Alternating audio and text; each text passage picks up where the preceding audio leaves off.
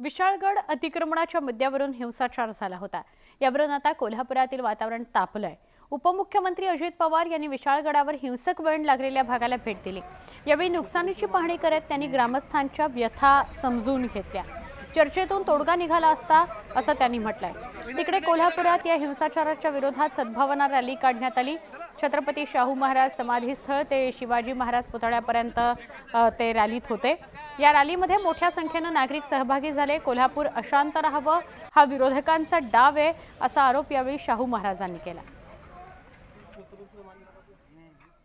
हे जे घडलंय ते थोडंसं वेगळ्या प्रकारचं घडलं। कुणीही काम करत असताना निष्पाप लोकांच्यावर असा त्रास त्यांना होणार नाही ही खबरदारी सगळ्यांनी घ्यायची असते।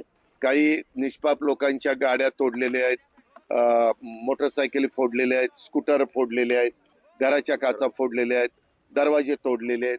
अशा पद्धतीचं नुकसान इथं करण्याचा प्रयत्न काही लोकांनी केलेला आणि कलेक्टर आणि एसपीनी त्यांना सांगितलेलं होतं की चर्चा करायला सरकार तयार आहे, फक्त 1-2 दिवस थांबायला पाहिजे होतं ना।